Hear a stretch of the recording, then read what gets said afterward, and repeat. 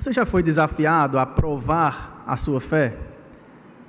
Você já participou de um debate ou alguém mesmo chegou para você duvidando da sua fé, se você é cristão de verdade, se você é filho de Deus? Talvez alguém já tenha desafiado você a fazer isso de forma concreta, colocando diante de você talvez uma tentação, um negócio que poderia trazer alguns benefícios, seja financeiros, seja influência de poder social, político. Sabe, muitas vezes, nossa rotina, talvez não chegue diante de nós desafios assim tão na cara. Mas o tempo todo nós somos desafiados a demonstrar a fé que proclamamos ter para que sejamos preparados e estejamos preparados para dar a razão da esperança que há em nós a todos quantos nos pedirem, como instruía o apóstolo Pedro. Só que em determinada época, e nós cremos que não é coisa do passado, ser cristão ou ser evangélico ou ser protestante significava ter uma vida de triunfo. Alguém que não passava por dificuldades financeiras, alguém que não adoecia, alguém que, tendo encontrado com Cristo, já não mais pecava. O pecado não fazia mais parte. E como as dificuldades financeiras e a dificuldade na saúde haviam sido pagas por Cristo na cruz, segundo eles, assim também aqueles que estão com Cristo, que morreram com Ele, ressuscitaram com Ele, não mais padeciam das coisas deste mundo, das dificuldades, das lutas. E eu cresci numa época em que, quando minha família pôde finalmente frequentar uma igreja cristã juntos, após a conversão do meu pai, nós em Campina Grande visitamos várias igrejas, de várias denominações, muito diferentes umas das outras, das mais tradicionais, aquelas do mais movimento, como a gente chama aqui, do reteté mais ousado. A gente visitou aquelas igrejas que prezavam pela palavra e visitou aquelas que a palavra não ocupava o púlpito, e sim o eu acho, o eu sinto, o eu estou recebendo algo novo. E nessa nossa perambulação pela cidade, em busca de uma igreja, nós orávamos e pedíamos que Deus nos deixasse em um local em que pudéssemos aprender de Deus, mesmo que por intermédio de outras pessoas. Porque esse é o propósito pelo qual nós nos reunimos aqui semanalmente, é nos enchermos do conhecimento de quem Deus é, claro, de quem nós somos diante desse Deus. E tudo isso vai redundar na resposta que damos às palavras que ouvimos, aos ensinamentos que recebemos. Cristo Jesus também passou por desafios assim. Cristo Jesus foi alguém que não era rico, pelo contrário, era pobre. Ele não tinha onde reclinar a cabeça. Ele não tinha uma família perfeita. Muito pelo contrário, ele foi rejeitado pelos seus. Jesus foi um homem de dores, que sabia o que era sofrer, padecer. Era desprezado de todos. E aí, quando nós olhamos para a Escritura e descobrimos Jesus, nós batemos de frente, nós vimos um choque muito claro do discurso triunfalista, do evangelho da prosperidade, para o evangelho genuíno daquilo que Cristo realizou em nós e por nós. Só que Cristo, apesar de ter essa descrição difícil, talvez você não quisesse ser amigo de uma pessoa com essas características, talvez você ficaria constrangido em tentar o tempo todo dizer: eu acho que ele sofre mais do que eu. Quando eu vou conversar com ele, eu não consigo trazer um sofrimento maior para poder dizer assim: eu também, Senhor, eu também passo por isso.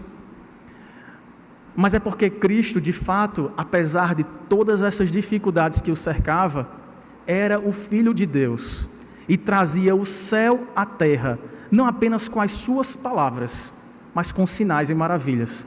E foi exatamente nesse ponto que o principal grupo de seus opositores, pessoas que olhavam e diziam: não, o rei, o todo-poderoso, se alguém pobre, humilde, rejeitado pelos seus, homem que não tem onde dormir, onde repousar a cabeça, não pode ser o Messias, o Redentor tão esperado. E aí os fariseus se juntando a outros grupos político-religiosos de Israel, da época de Jesus, confrontaram Jesus e desafiaram Jesus o tempo todo.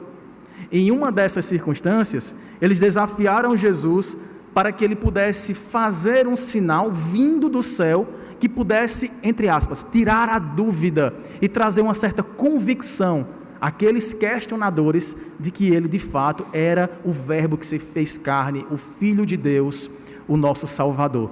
E uma dessas ocasiões, irmãos, está em Mateus capítulo 16, eu peço que os irmãos abram, por favor, a Escritura, nos primeiros 4 versos desse texto. Mateus capítulo 16, versos 1 a 4.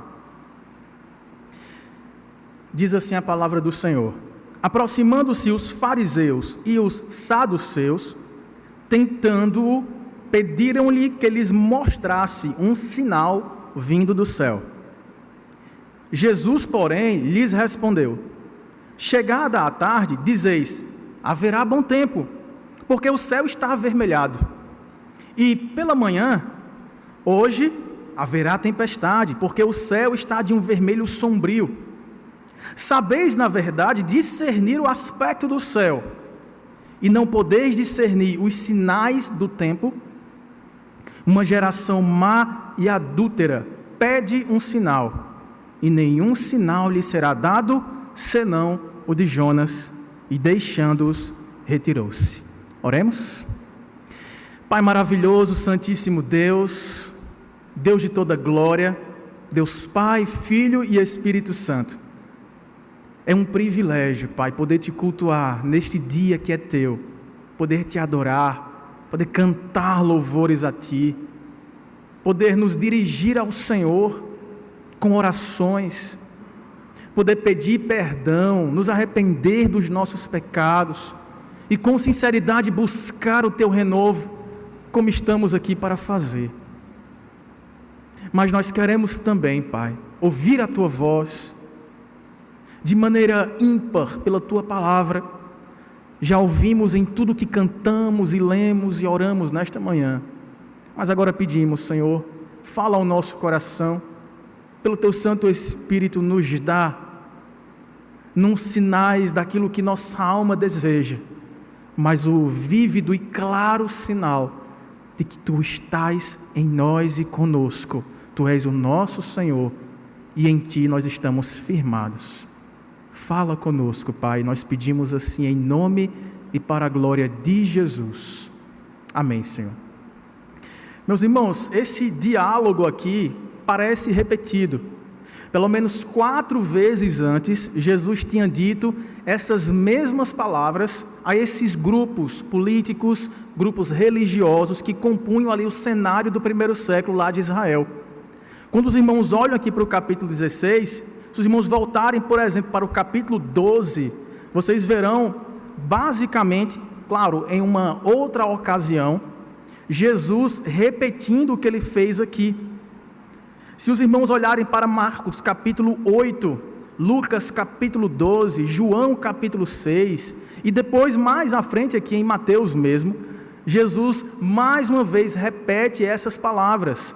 Vocês não têm condições de discernir os tempos e pedem um sinal para que vocês compreendam o que está acontecendo. Outro sinal não lhes será dado, a não ser aquele do profeta Jonas. Jesus tinha feito isso e ele repetia em determinadas ocasiões o mesmo discurso.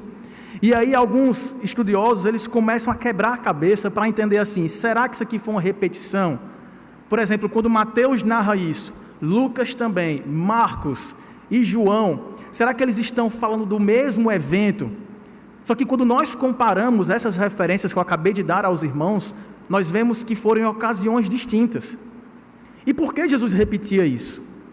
Jesus estava o tempo todo tentando não apenas proclamar as boas novas de salvação, mas inculcar na mente não apenas dos seus discípulos e depois dos apóstolos, mas até dos seus opositores, de que eles deveriam estar atentos aos sinais do reino, porque o reino era chegado e a salvação estava diante deles. O sinal vindo do céu havia se encarnado e estava na terra, anunciando as boas novas a todas as pessoas, de todas as nações, tribos línguas e povos de todas as nações.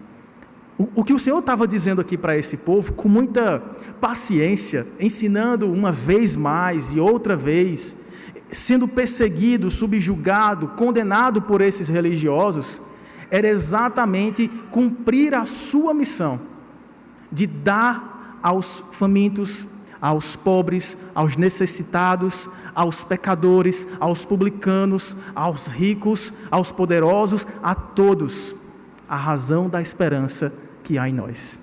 Cristo Jesus era o sinal vindo do céu que há muito era aguardado.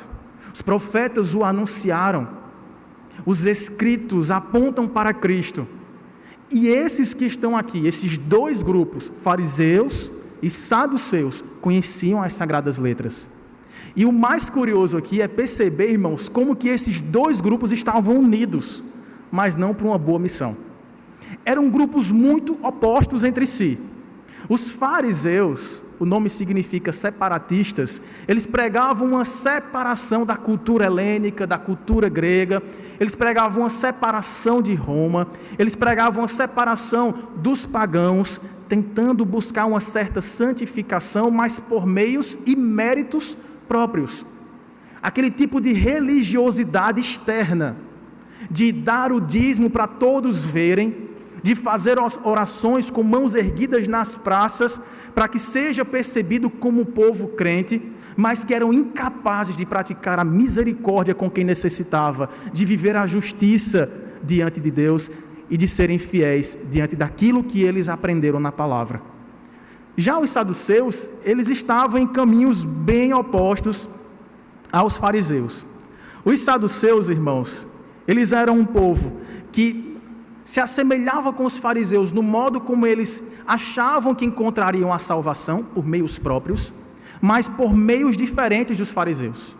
Eles eram extremamente materialistas e eles viviam, boa parte deles, por terem uma certa descendência sacerdotal em Israel, eles viviam do comércio que cercava o templo, vendendo animais para os sacrifícios, e nos átrios do templo comercializavam, mercadejavam a palavra de Deus. E muitos enriqueciam-se a si próprios e olhavam para suas muitas posses e propriedades como garantidoras de uma segurança eterna. Mais ou menos aquela história de comprar um terreninho aqui para garantir lá no céu. Isso não é nada novo não, viu, irmãos? Nada novo debaixo do céu. E esse grupo, eles eram extremamente vinculados politicamente. Mas apesar de ter esses contrastes, por exemplo, os saduceus não acreditavam na ressurreição, não acreditavam nos anjos, nos seres celestiais, coisas que os fariseus acreditavam. Mas nesse momento, eles estavam unidos, com o propósito de estarem opostos, contrastando as palavras de Jesus, desafiando a Jesus para pegá-lo em armadilhas e desacreditá-lo publicamente. Será que não é assim que a gente vê hoje também em nossos dias? Nós somos o tempo todo desafiados e atacados por muitas ideologias que são frontalmente opostas à palavra de Deus. Algumas delas são bem distintas umas das outras. Uma extremamente secularizada, outra mais filosofal, outra mais pragmática, outra completamente contemplativa, chamando a natureza de mãe e tentando achar deleite e significado nas coisas dessa vida. Mas quando nós falamos de Cristo, todo este exército de ideologias contrárias, toda essa oposição, parece que elas se reúnem, dão as mãos para combaterem o Evangelho. Isso também não é nada novo. Não há nada novo debaixo do céu. E eles faziam isso, irmãos, de modo a pedirem sinais agora para Jesus, já que as palavras de Jesus parecia contrastar aquele pensamento da época, que o que importava era o comportamento externo, era o cerimonialismo religioso, era estar na igreja, dar o dízimo, andar com a Bíblia debaixo do braço, isso já seria suficiente. Vem Jesus e diz: se você não gostar do seu irmão e odiá-lo no coração, você já está cometendo homicídio contra o seu irmão. Se você xingar o seu irmão, mesmo que seja no coração, você já é digno das chamas infernais eternas. Se você olhar para alguém que não é o seu cônjuge, com desejo ardente no coração, alimentando isso, imaginando situações em que você teria prazer com alguém que não é o seu cônjuge, mesmo não consumando o ato, você já terá feito no coração. Por isso que ele chama, vocês são uma geração de adúlteros, incrédulos, não apenas no sentido físico da palavra do adultério, mas vocês prostituíram-se. A sua adoração é misturada, é vendida. Vocês criticam os pagãos, mas vocês fazem pior do que eles.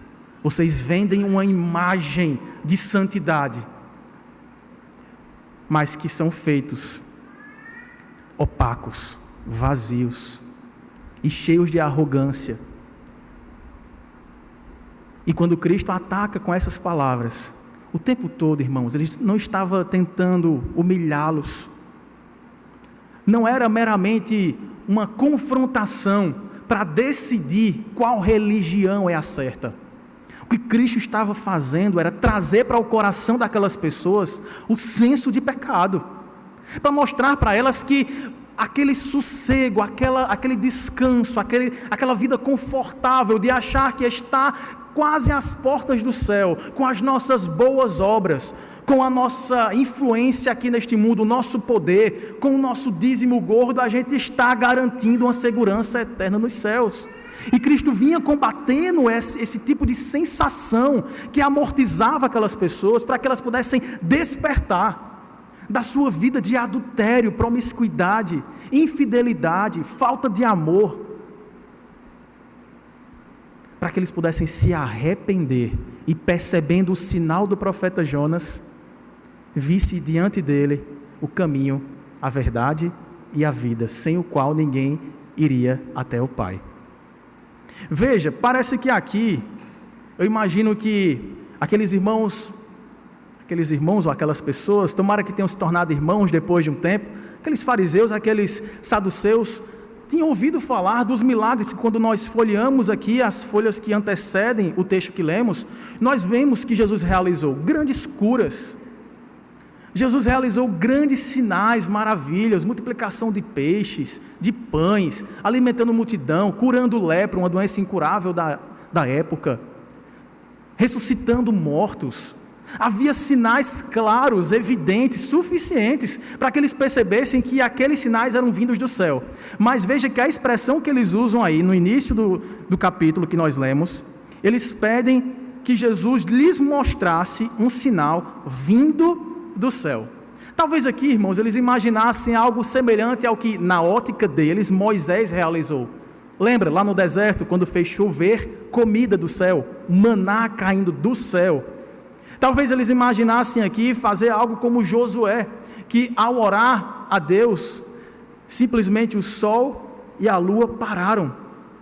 Ou imitar Samuel, que por um pedido fervoroso diante do Senhor, uma intercessão pelo povo de Israel, quando sofria um ataque mortal dos filisteus, Deus abriu dos céus e caiu um temporal com trovões, com água, com relâmpagos, com raios, e soterrou o exército filisteu naquela batalha e deu livramento a Israel.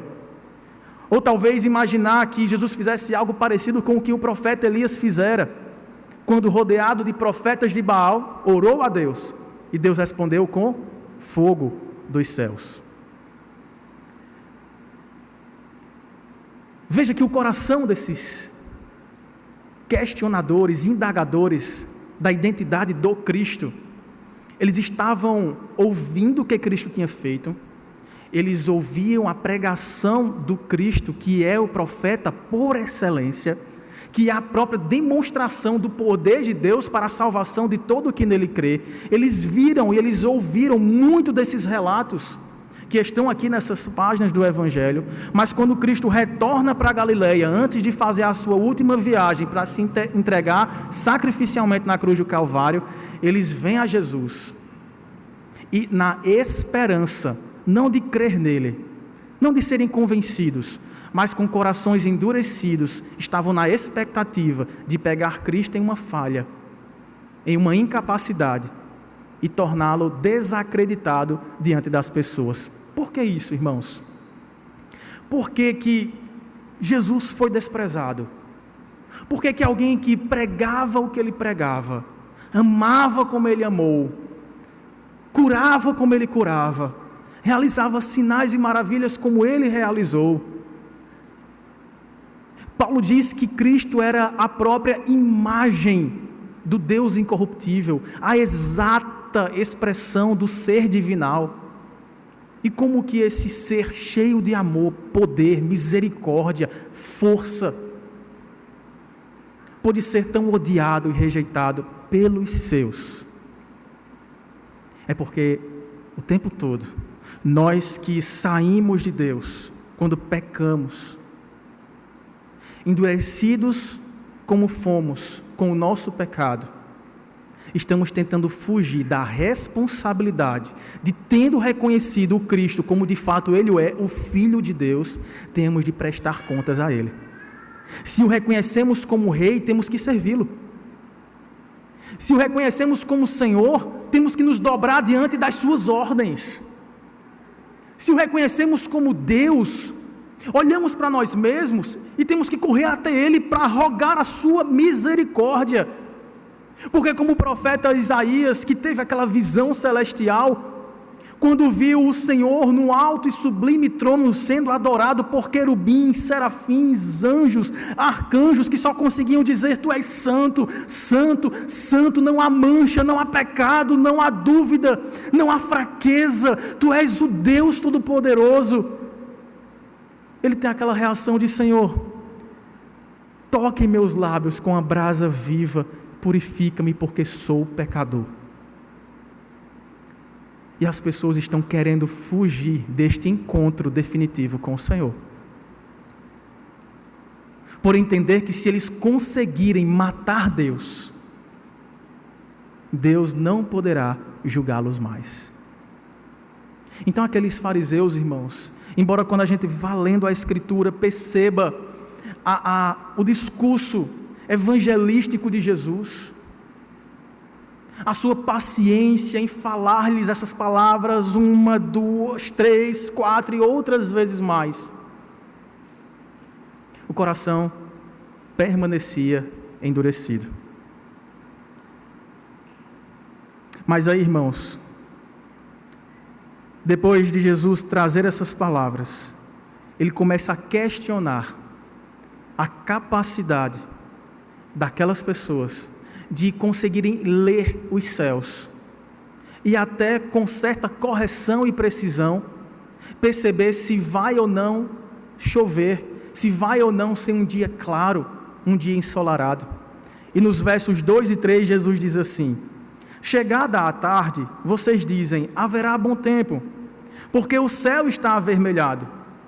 Pela manhã vocês olham para o céu e dizem: hoje o tempo está fechado, haverá tempestade, porque aquele céu está avermelhado e sombrio. Sabeis, na verdade, discernir o aspecto do céu, e não podeis discernir os sinais do tempo? Aqui Jesus está questionando a sabedoria inócua, ou pelo menos secundária, daquelas pessoas. Jesus aqui está confrontando aquelas pessoas que conseguem prestar bastante atenção em vários assuntos do dia a dia, conseguem debater sobre vários temas importantes, mas que não se atentam para aquilo que é o mais importante, para aquilo que vai fazer toda a diferença na vida deles. Seriam aquelas pessoas tão cegas que não conseguiriam perceber o cumprimento daquelas profecias que eles cresceram não apenas ouvindo dos seus pais, mas lendo nas Escrituras, no Antigo Testamento, no Pentateuco, nos Escritos, nos profetas. Eles cantavam sobre essas profecias, eles meditavam nelas, e eles memorizavam a maior parte dessas profecias messiânicas. E ao ver o Messias diante delas, cumprindo todas aquelas palavras que sobre o Messias foram ditas, pareciam agora estar inertes, endurecidos, cegos, pobres e nus. É assim que nós definimos, diante da palavra, todo aquele que rejeita o Cristo.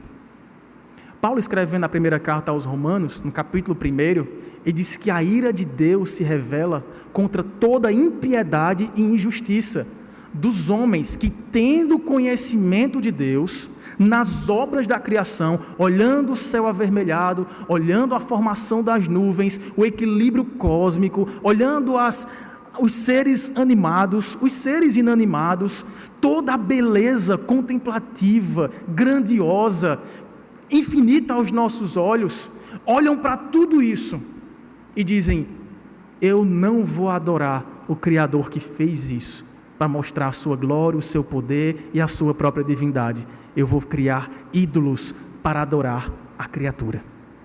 Tais homens são, por isso, pelo fato de conhecerem verdadeiramente a Deus, ou conhecerem suficientemente a Deus para saber que Ele existe e que deve ser adorado, resolvem construir ídolos para si.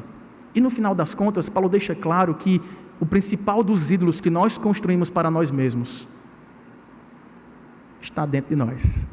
Adoramos a nós mesmos. É o meu desejo que deve reinar. É a minha satisfação que deve ocupar o primeiro lugar. Na hora de decidir, na hora de escolher, na hora de planejar alguma coisa para a minha família, o que é que vem em primeiro lugar? O meu bem-estar, a nossa felicidade aqui, o nosso prazer,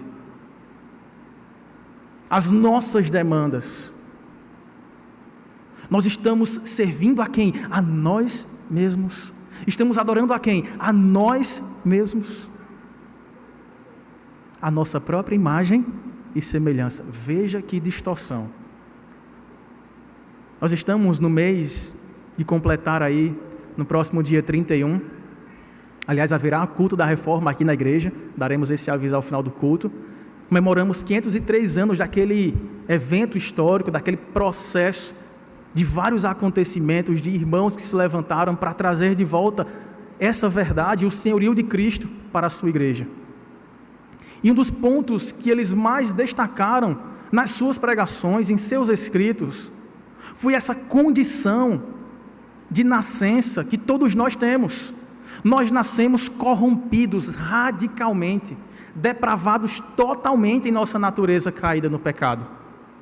Mesmo aquele bebezinho mais lindo, que aos nossos olhos é a coisa mais inocente e pura possível, comparado com a gente, é assim.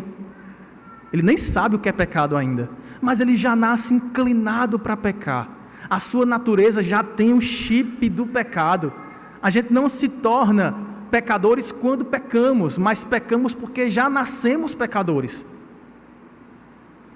E é justamente por isso que temos a necessidade de reverter a tendência que é natural do nosso coração de adorar e servir a nós mesmos. E aí, irmãos, quando Cristo chega para tentar tirar a venda dos olhos daquelas pessoas autocentradas, cheias de si mesmas, soberbas, arrogantes, julgando o juiz de toda a terra, subjugando o Senhor do universo, debatendo e desafiando o Deus onipotente e onisciente. Jesus traz essas palavras acerca do sinal de Jonas. E aí, se você voltar para o capítulo 12, quando Jesus repete basicamente essas palavras, especialmente nos versos 39 e 40, perceberemos como que ele estava pregando o evangelho para aquelas pessoas.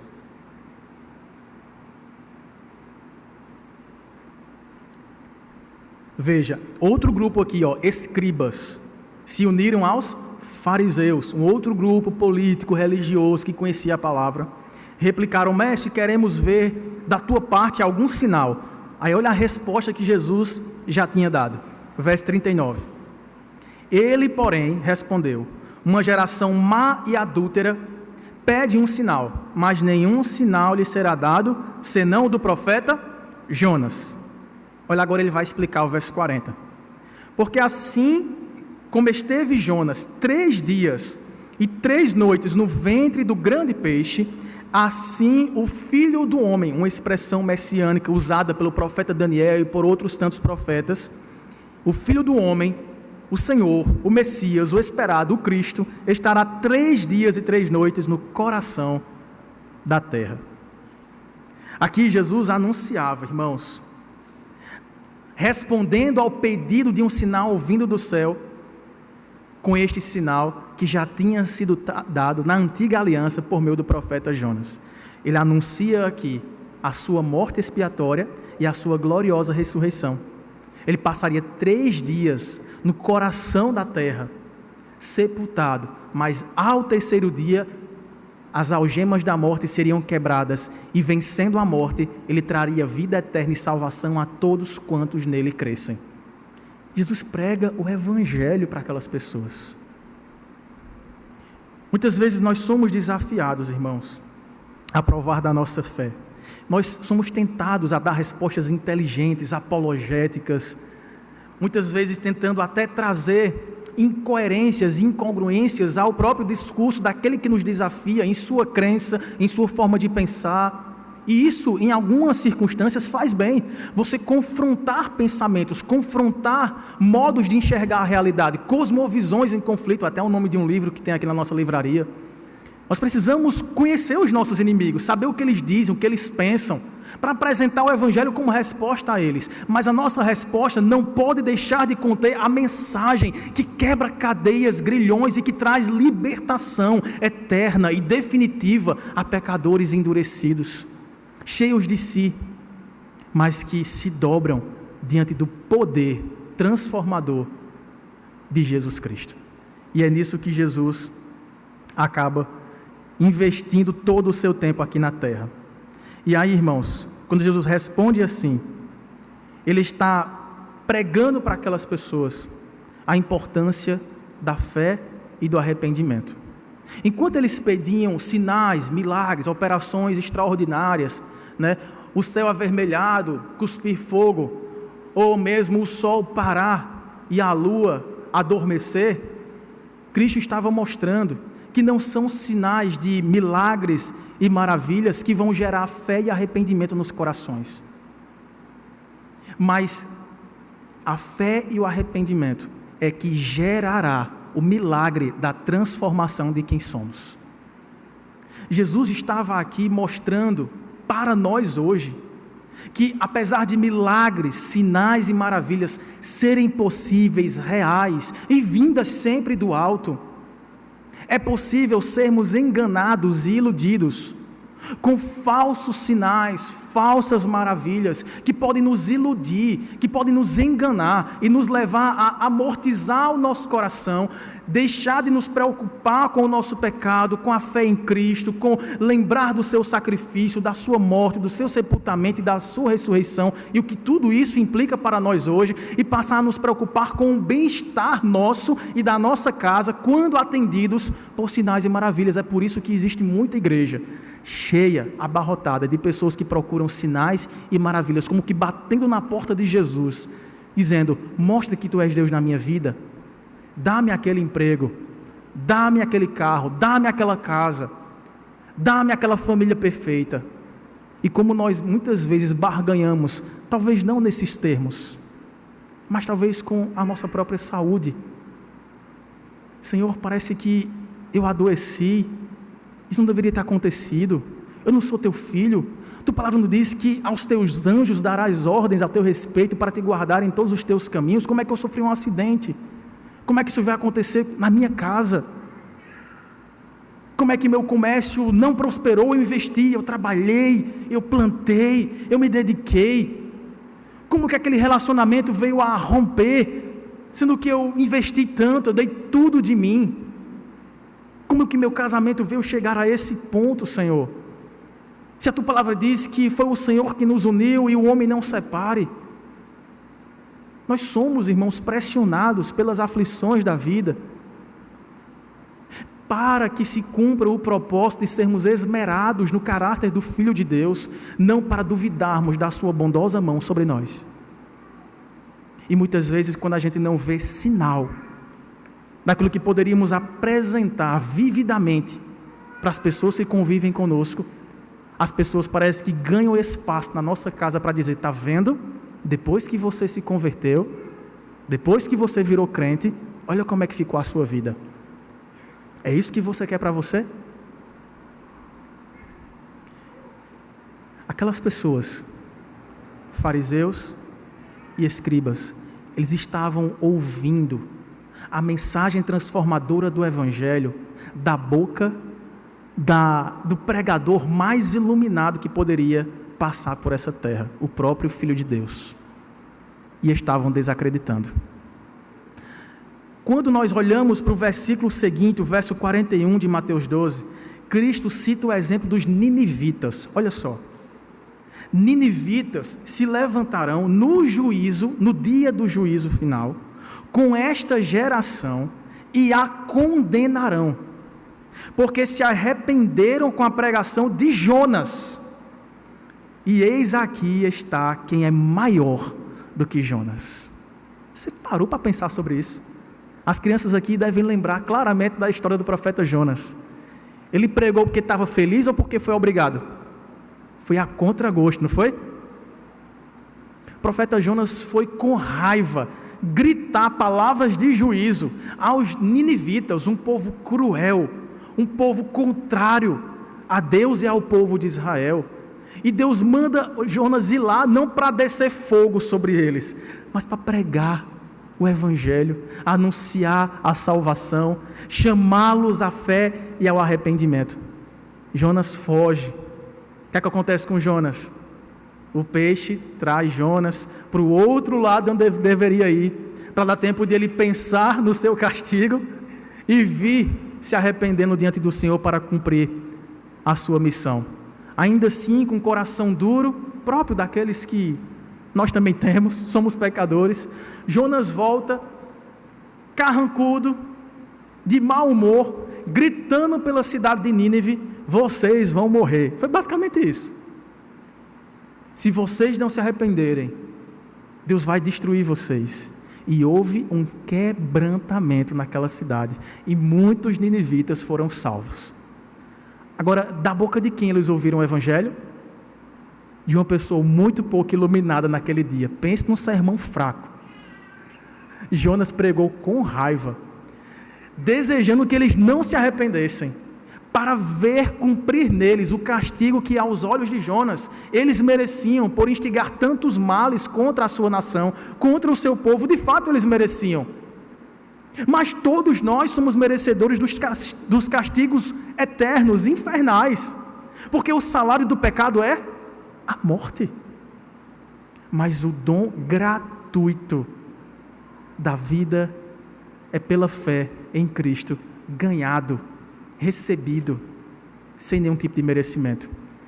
E agora essas pessoas estão ouvindo não da boca de Jonas, mas da boca do Cristo, palavras de salvação, apontando para o sinal de Jonas, dizendo: olha, se vocês não se arrependerem, naquele último dia, vocês serão julgados por Cristo e a sua noiva, a sua igreja, composta de ninivitas, que ouviram a palavra de uma boca pouco iluminada e mesmo assim se converteram ao Senhor.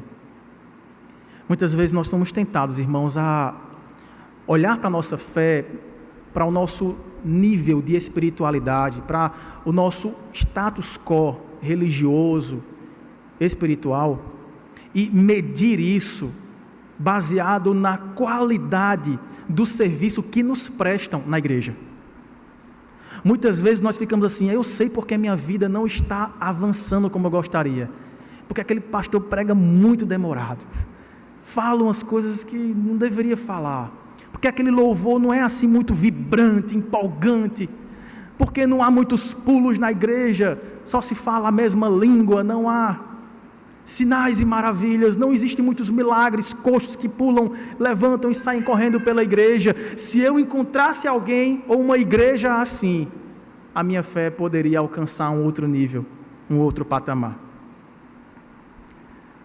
Irmãos, o que Cristo está nos chamando a fazer nesta manhã, de maneira prática, direta, objetiva, porém amorosa, paciente, e ao mesmo tempo séria, devemos olhar para Cristo. Não olhe, muitas vezes, para as pessoas que cercam você, esperando delas uma atitude que você mesmo não seria capaz de ter em algumas circunstâncias, ou nas circunstâncias que elas estão vivendo e que você nem se deu o trabalho de conhecer, de perguntar como elas estão e de tentar compreender o porquê que elas estão fazendo, vivendo, ou porquê que elas se afastaram daquela forma, ou porque deixaram a desejar naquele relacionamento com você, ou porque decepcionaram e frustraram as suas expectativas de alguém que você nutria tanta admiração por anos de fé e de caminhada cristã, que de repente você olha e fala: ixi, se fulano faz isso, se fulano vive assim, se a igreja é dessa forma, o que é que eu estou fazendo aqui? Não vale a pena. Olhemos para a cruz de Cristo. É este o sinal, irmãos, que está piscando o tempo todo na minha frente, na sua frente. Olhe para mim, veja o meu sacrifício, veja o meu sangue vertido por você, veja a cruz, não de glória, mas de espinhos, que me foi colocada para colocar sobre mim o pecado que você carregou, que você cometeu, e agora eu me tornei alguém totalmente desnudo, espancado, sangrando por amor a você, para trazer perdão para você e para anunciar da cruz: Pai, perdoa-lhes, eles não sabem o que fazem. Vinde a mim, eu vos farei pescadores de homens, não acusadores uns dos outros, não pessoas acostumadas a medir a própria espiritualidade pela expressão da espiritualidade alheia. Irmãos, todos nós temos uma história com Deus. Você que está aqui hoje, você que está nos assistindo, jamais poderão dizer: eu nunca ouvi Deus. Deus nunca me deu um sinal de que Ele é verdadeiro, poderoso, que Ele é criador. O sinal está sendo dado hoje, se você jamais ouviu, e para você que está ouvindo, como aquelas pessoas ouviram, pela enésima vez. Não podemos mais esperar. É tempo de buscarmos a Deus. É tempo de priorizarmos as coisas do reino. Nós podemos olhar para os céus e dizer assim: os tempos são difíceis, não cai chuva sobre a terra. Ou podemos olhar para o céu carregado e dizer: os tempos são fartos, haverá temporal, no bom sentido, para fazer crescer o trigo, baratear o que está caro no comércio, e aí sim virá um tempo de bonança para a nossa nação, para o nosso povo. Mas nós estamos sendo incapazes, irmãos, de discernir o sinal dos tempos, de que o tempo que nós temos é chegado. É chegada a hora, e já chegou, que o Pai andará pela terra, procurando adoradores verdadeiros, que o adorem em espírito e em verdade.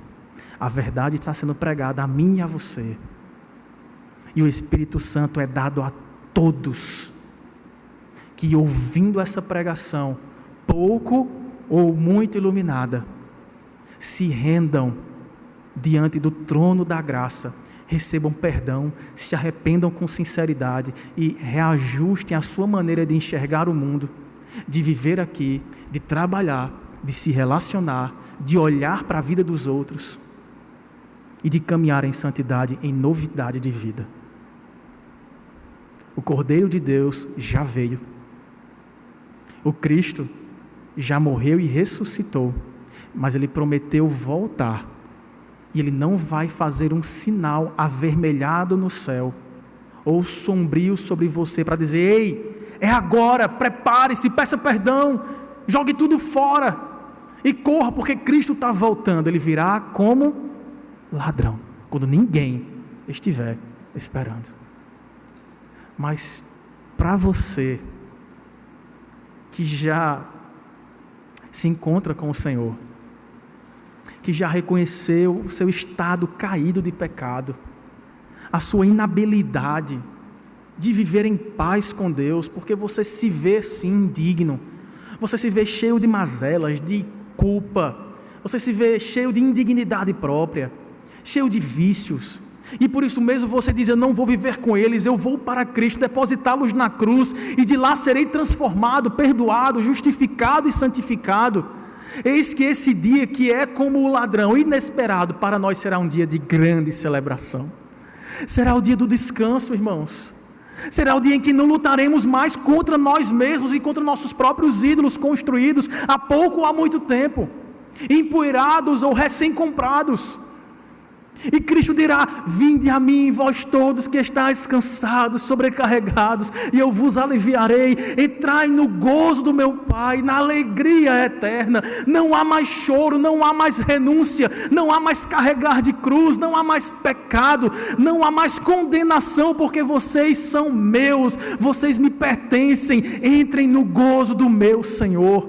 É isso que nós devemos ansiar todos os dias. E as demais coisas, irmãos, elas são secundárias, mesmo aquelas que são mais legítimas. Se elas estão tirando o nosso foco, é sinal que nós devemos parar de olhar para as estações do ano e adivinhar se vai chover ou se vai fazer sol, e olhar para o sinal da cruz, que clama a nós que estamos aqui, porque quando daqui partirmos, só restará o juízo, e nós não queremos ser julgados pelos ninivitas, queremos reinar com Cristo por toda a terra. Não podemos fingir que não sabíamos, não podemos fingir que nunca ouvíamos. É tempo de levar a sério a palavra de Deus, é tempo de colocarmos nossa vida de verdade, escancarada, diante do Senhor, dizer: Senhor, olha a minha vida, há quanto tempo eu me distanciei do Senhor, há quanto tempo eu andei por caminhos horríveis, atraentes muitas vezes por pecados carnais, desejos, paixões desenfreadas. Há quanto tempo, Senhor, eu não sei o que é sentir saudade de orar de joelhos, eu não sei o que é louvar de mãos erguidas, eu não sei o que é cantar com alegria, eu não sei o que é fazer um culto na minha casa, eu não sei o que é abrir a palavra para ler para os meus filhos, eu não sei o que é cantar ao Senhor com a minha família. Há quanto tempo, Senhor, eu tenho me deleitado só em comprar, em consumir, em planejar e viajar e namorar e fazer, e como minha vida está definhando, e eu estou vendo o Senhor cada vez mais de longe. Eu quero voltar, eu quero estar contigo. Não mais eu, Senhor, cansei de servir a mim mesmo, ao meu pensamento, ao meu achismo, às minhas filosofias, ao meu próprio entendimento. Eu quero que o Senhor reine na minha vida, porque eu cansei de reinar para mim mesmo. Vamos orar ao Senhor. Apresente a Deus a sua vida nessa hora. Eu estou apresentando a minha aqui diante do Senhor. A gente não apresenta quem nós somos de fato uns aos outros porque teríamos vergonha. Se nossos pensamentos e atitudes pecaminosas fossem aqui projetados, morreríamos de vergonha. Mas diante de Deus, não só podemos, como somos convidados nessa manhã a fazer isso. Senhor, sonda o meu coração, vê se há em mim algum caminho mau, Senhor. Oh Pai, guia-me pelo caminho eterno, caminho de restauração, de retidão, de justiça. Oh Deus, visita, Pai, o nosso coração nesta manhã. Tu sabes quem nós somos, diante de Ti a gente não pode esconder nada. Tu sabes como somos falhos, pequenos, inconstantes, Senhor, vulneráveis. Tu sabes a distância que nós temos percorrido para longe do trono da Tua graça, viramos as costas para Ti, não poucas vezes. Mas eis aqui estamos rendidos, Pai, prostrados diante do Senhor. Queremos nos arrepender com sinceridade. E queremos buscar a Ti em primeiro lugar, o Teu reino, a Tua justiça, servindo ao Senhor com tudo que o Senhor nos deu e nos fez. Obedecer ao Senhor, porque é isso que contará no último dia. Não é se aqui construímos grandes coisas, tivemos boa saúde, bons relacionamentos, poder, influência. Não, Senhor, é se fomos obedientes à Tua voz e aguardamos ansiosamente o Teu resgate. Oh Deus, reajuste os nossos pensamentos, as nossas palavras, as nossas atitudes, nos lava, Pai, nos regenera por completo, completa em nós a boa obra que um dia foi iniciada, quando ouvimos este Evangelho, quando nos apaixonamos por Ti, quando temos prazer em Te louvar, em Te buscar, em Te adorar, e deixamos que a vida, esta vida cheia de tentações, pudessem apagar aquela chama, e ela está tão minguada, escondida em algum recôndito de nossa alma, sedenta, cansada, aflita, medrosa, insaciável. Ó Deus, reacenda essa chama, para que encontremos em Ti toda a nossa satisfação e dediquemos a Ti toda a nossa vida, como filhos, cordeiros com Teu Filho Cristo Jesus, a quem nós queremos servir, amar e proclamar por onde formos. Faz isso em nós, Pai. Essa obra é Tua, e nós Te daremos toda a honra, toda a glória e todo o louvor, hoje e eternamente. Amém, Senhor.